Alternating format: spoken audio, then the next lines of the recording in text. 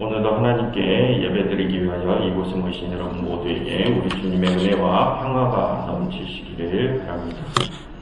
우리는 지난주에 히브리서의 저자가 예수님을 구원자로 선포하였음을 배웠습니다. 히브리서의 저자에게 예수님은 우리를 심판하러 오시는 분이 아니라 구원을 주시기 위하여 이 땅으로 오시는 분이셨습니다.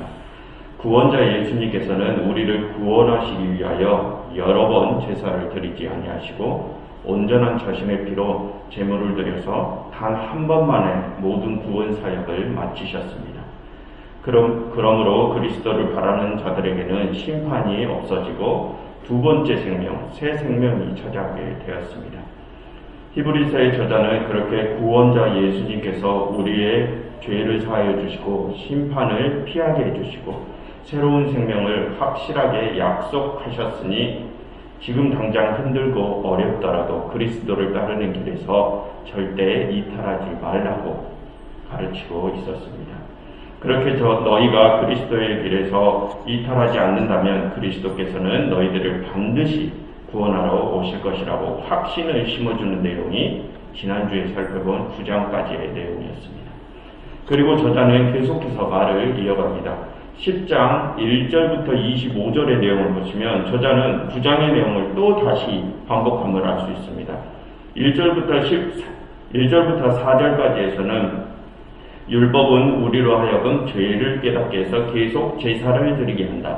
그러니 율법 아래의 제사로는 온전한 제사를 드릴 수 없다라고 반복합니다. 그리고 5절부터 18절까지에서는 율법 아래에서는 온전한 제사를 드릴 수 없으니 예수님께서는 율법을 따라 제사를 드리지 아니하신다. 하나님께서 첫째 것을 폐하시고 둘째 것을 세우시려고 하시니 예수님께서도 그 하나님의 뜻을 따라서 제사를 드리셨다. 그러므로 우리가 온전히 거룩함을 받았다라고 반복합니다. 그리고 19절부터 25절까지 너희는 이제 하나님께로 나아갈 수 있게 되었다. 그러니 그 소망을 굳게 잡고 끝까지 버텨라 라고 말을 하고 있습니다. 저자는 그렇게 다시 한번 그들에게 너희들의 죄는 사함을 받았다. 그러니 지금의 삶을 버텨라 확신을 줌으로써 그들의 신앙을 다잡아주고 있습니다. 그런데 여러분 오늘의 본문인 26절 그 이하를 보시면 뭔가 분위기가 완전히 바뀌는 것을 느낄 수 있습니다.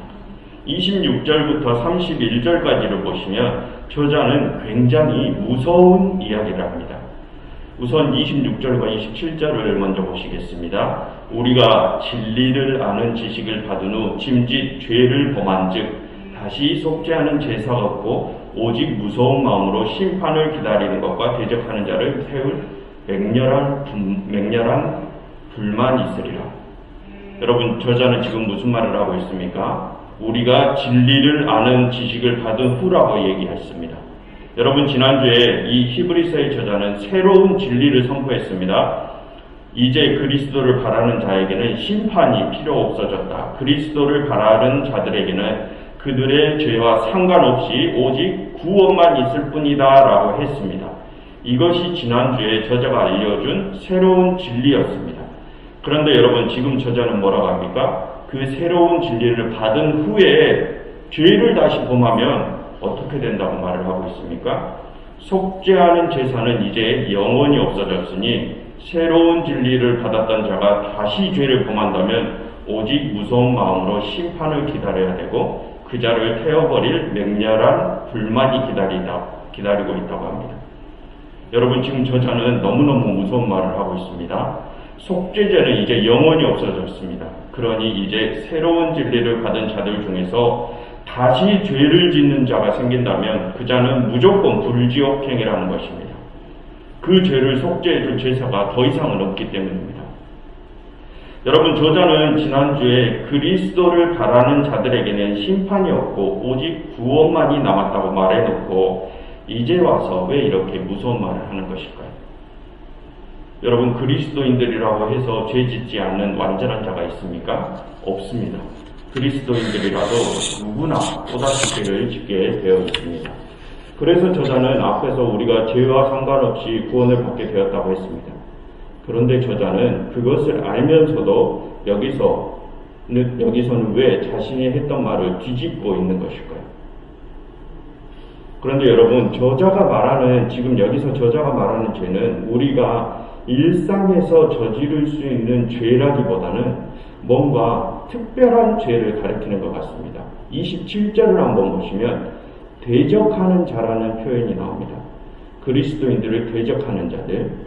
그리고 29절을 보시면 하나님의 아들을 짓밟고 언약의 피를 부정한 것으로 여긴 자들. 그리고 30절을 보시면 원수라는 표현이 나옵니다.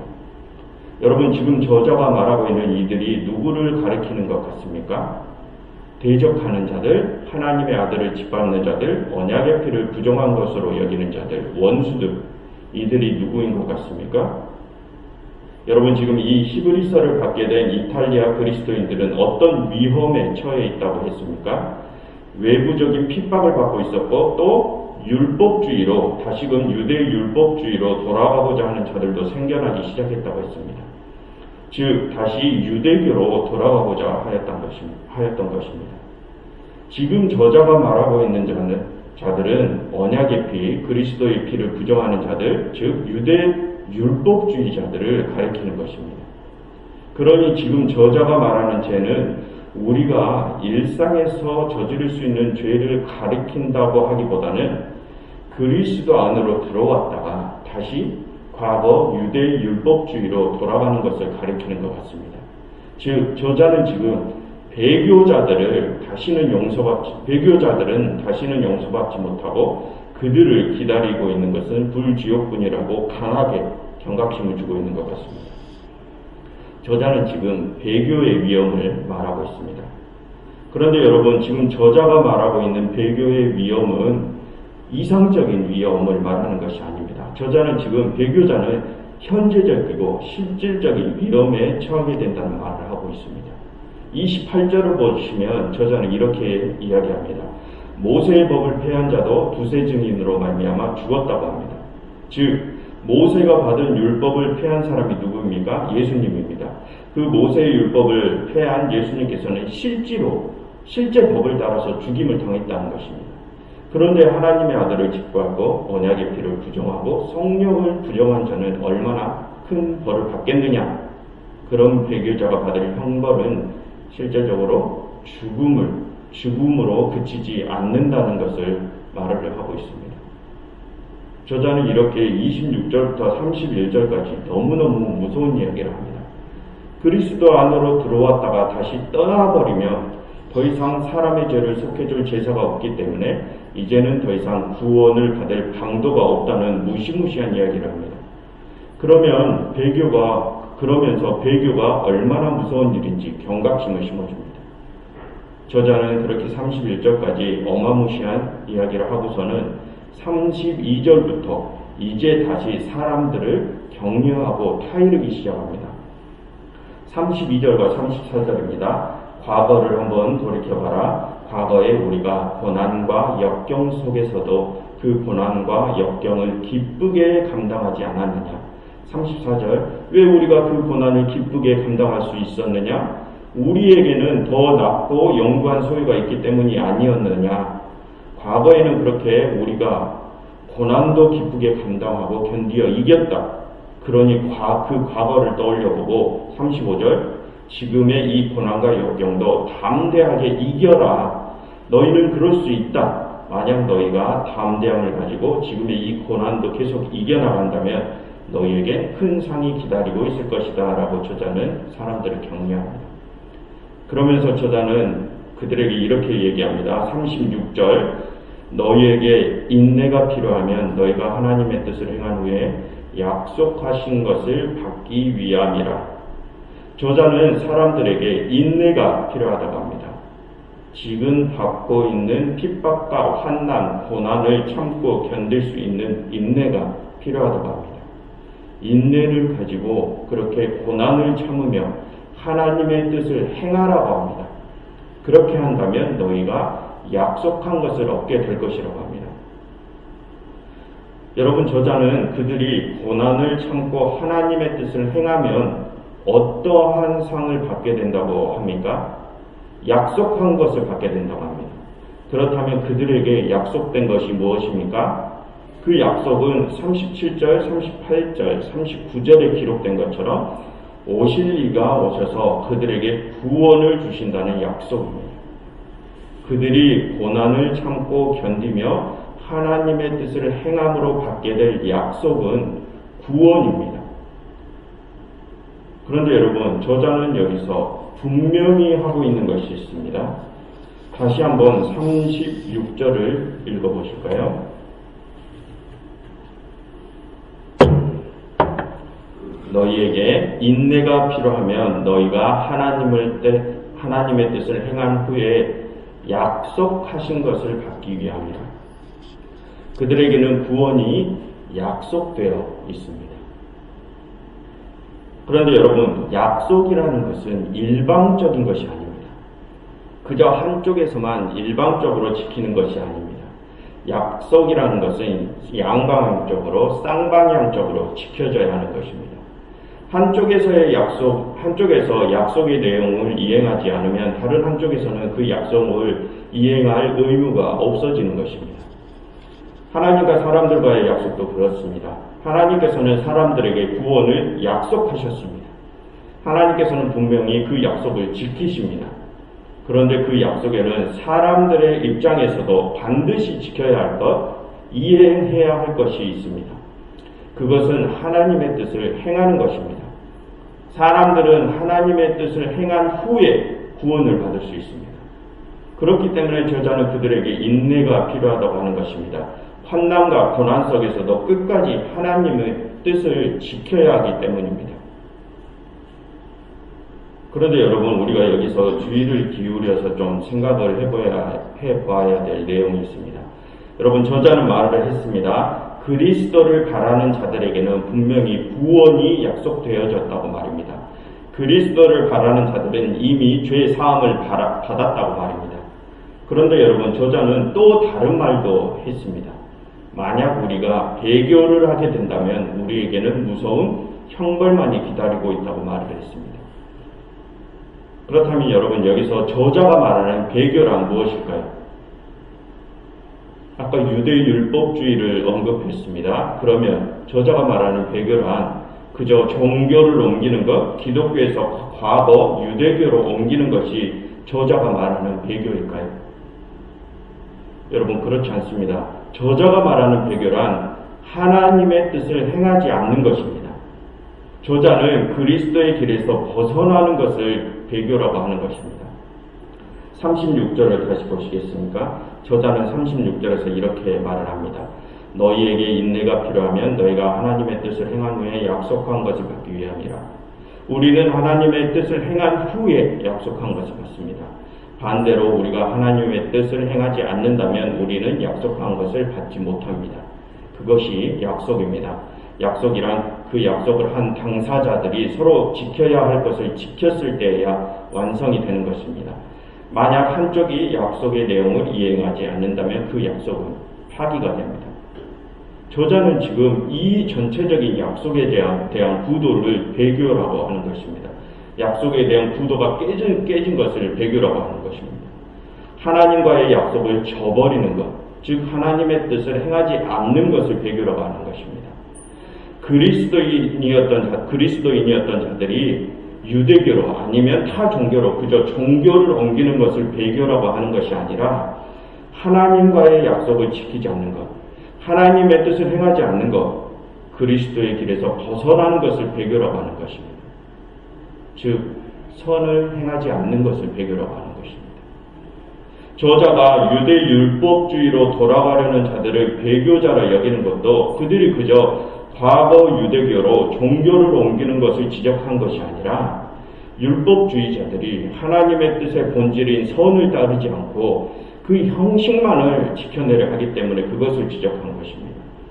하나님의 뜻의 본질, 즉 그리스도께서 보여주셨던 그러한 선한 삶을 따르지 않는 것을 저자는 배교라고 하는 것입니다. 이 히브리서의 저자는 죄와 하나님의 뜻을 행하지 않는 것과 배교를 동일시하고 있는 것입니다. 여러분, 저자는 분명히 말합니다. 하나님의 뜻을 이행하지 않는 배교자에는 구원이 없다고 말입니다. 그리스도를 바라는 자들에게는 분명히 구원이 약속되어져 있습니다. 그러나 여러분, 구원은 약속되어진 것입니다. 약속입니다. 우리가 그리스도의 안에 있을 때만 그 약속은 유효한 것입니다. 우리가 하나님의 뜻을 행하고 있을 때에만 그 약속은 유효한 것입니다.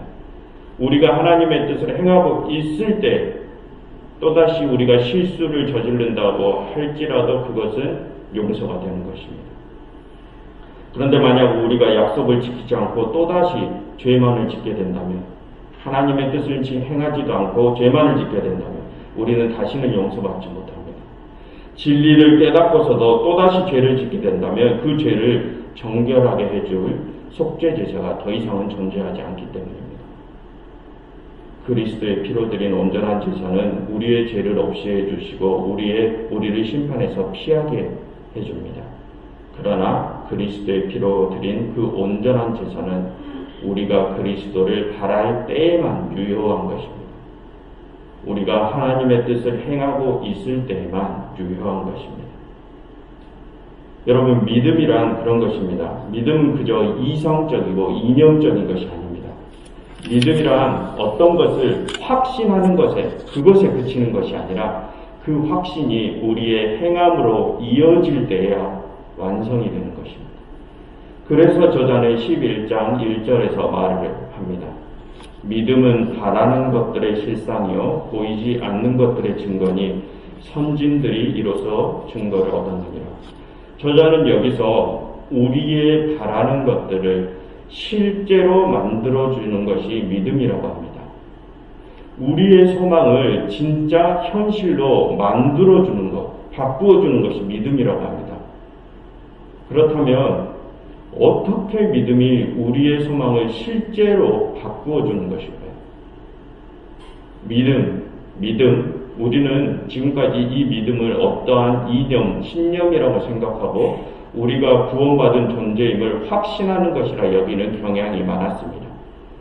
예수님께서 하나님의 아들이라는 확신, 그 아들이 우리를 구원하셨다는 확신, 그것을 좀 더 강하게 확신하는 것이 좋은 믿음이라고 생각하였습니다. 그런데 여러분, 저자가 말하는 믿음은 그런 확신에서 그치지 않습니다. 저자는 히브리서에서 신앙이 흔들리고 있는 그리스도인들에게 확신을 심어 주었습니다. 예수께서 그리스도시다. 예수께서 우리를 위하여 피를 흘리셨다. 그래서 우리는 구원을 약속받았다. 그러니 그것에 대한 확신을 가져라 라고 확신을 심어 주었습니다. 그런데 저자는 거기서 그치는 것이 아니라 그 확신을 가지고 지금의 환난을 이겨내라고 합니다. 그 확신을 가지고 지금의 환난과 핍박 가운데서 하나님의 뜻을 행하라고 합니다. 그렇게 환난과 핍박 가운데서 너희가 하나님의 뜻을 행할 때에야만이 너희가 약속한 것을 받게 된다고 합니다. 그러니 미래에 대한 구원에 대한 확신을 가지고 그 확신에 의지하여 현재의 고난을 끝까지 참고 견디라는 것입니다. 구원에 대한 확신을 가지고 고난 중에서도 세상과 타협하지 말고 채찍질과 침뱉음과 그 어떤 모욕과 핍박과 환난을 당한다 할지라도 고난 중에서도 끝까지 하나님 말씀대로 살아내라는 것입니다. 히브리서의 저자는 그렇게 미래에 이루어질 구원에 대한 확신을 가지고 현재의 삶에서 하나님의 뜻대로 행하며 살아가는 것까지를 믿음이라고 하는 것입니다. 그래서 저자는 11장 1절처럼 말하는 것입니다. 믿음은 바라는 것들의 실상이요 보이지 않는 것들의 증거다라고 말합니다. 미래에 있을 구원에 대한 확신이 지금 현재 우리로 하여금 하나님의 뜻대로 살게 하고 그렇게 하나님의 뜻대로 이 삶을 다 살아내고 난 후에는 우리가 그토록 소망하던 구원이 실제로 우리에게 찾아오게 됨을 말하는 것입니다. 그래서 저자는 믿음이 우리가 바라는 것들을 실제로 만들어준다고 하는 것입니다. 여러분 또한 우리는 보이지 않는 하나님의 나라를 소망합니다. 그 하나님의 나라로 보이지 않는 하나님의 나라로 구원을 받기를 소망합니다. 저자는 우리가 보이지 않는 하나님의 나라, 우리가 하나님의 뜻대로 행한다면 우리가 보이지 않는 하나님의 나라를 반드시 받게 될 것이라고 하였습니다. 그러면서 저자는 자신 있게 선포합니다. 만약 우리가 지금 하나님의 뜻대로 행하고 있다면 하나님의 뜻을 행하고 있는 그 모습 자체가 이미 우리가 구원을 받았다는 증거라고 합니다. 여러분, 믿음이라는 것은 그저 우리가 가진 이념이나 신념에 그치는 것이 아닙니다. 믿음이란 미래에 대한 확신에 그치는 것이 아닙니다. 믿음이란 하나님과의 약속에 대한 확신을 가지고 그 확신에 의지하여서 하나님의 뜻대로 살아가는 것까지가 믿음입니다.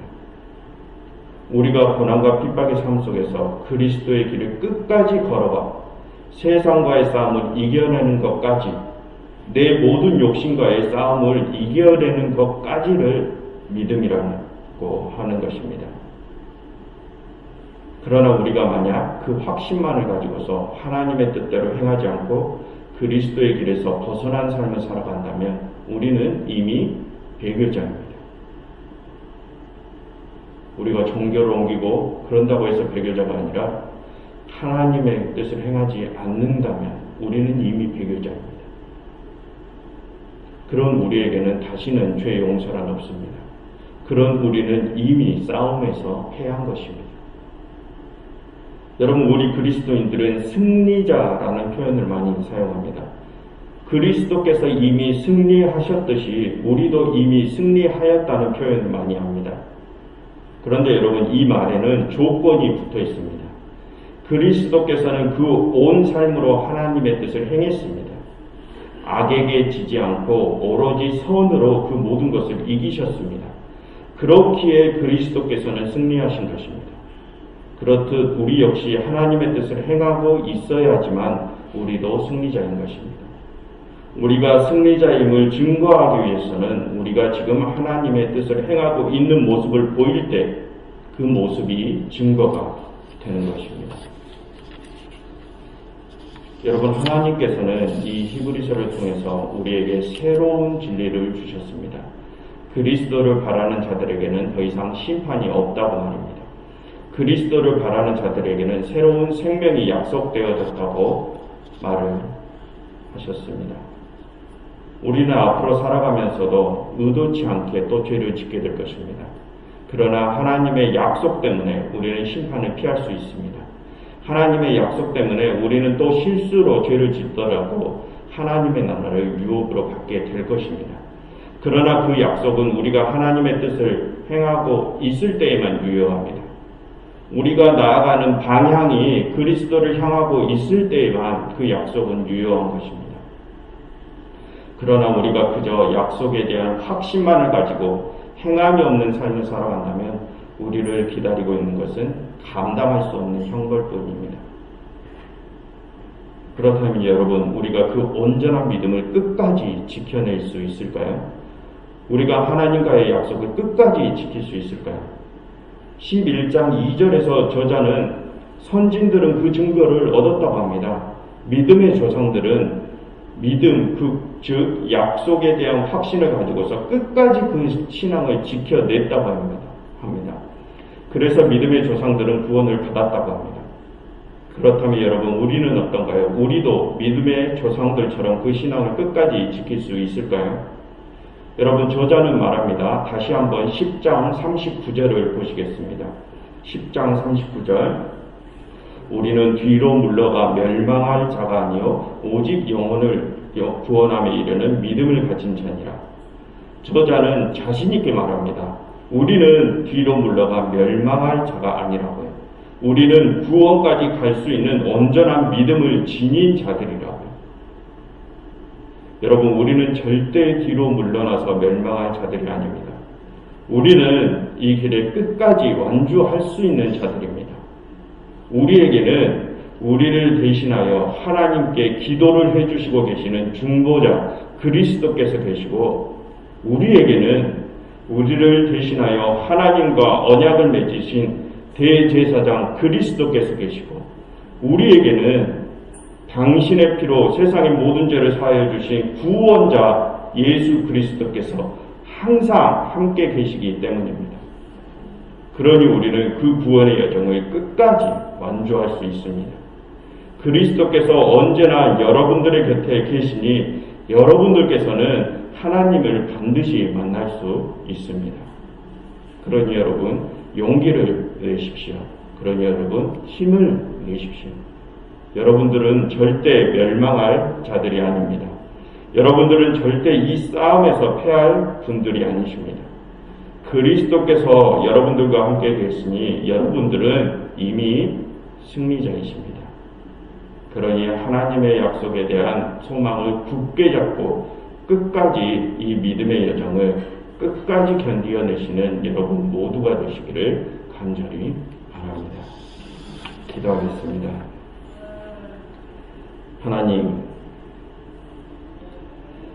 하나님께서는 당신의 아들을 보내시어 저희에게 새로운 길을 열어주셨습니다. 그리고 저희와 약속하셨습니다. 하나님의 아들을 바라는 자들에게는 심판도 죽음도 없다고 약속하셨습니다. 하나님, 저희가 그 약속을 끝까지 지켜낼 수 있도록 도우시옵소서. 하나님, 저희로 성령 하나님께서 언제나 함께 하심을 잊지 않게 하시고 저희로 그것을 확신하고 언제나 하나님의 뜻을 행하며 살아가는 자들이 되게 하옵소서. 그리하여 이곳에 모인 모두가 영원한 하나님의 나라를 유업으로 받을 수 있게 하옵소서. 예수 그리스도 이름으로 기도드렸습니다.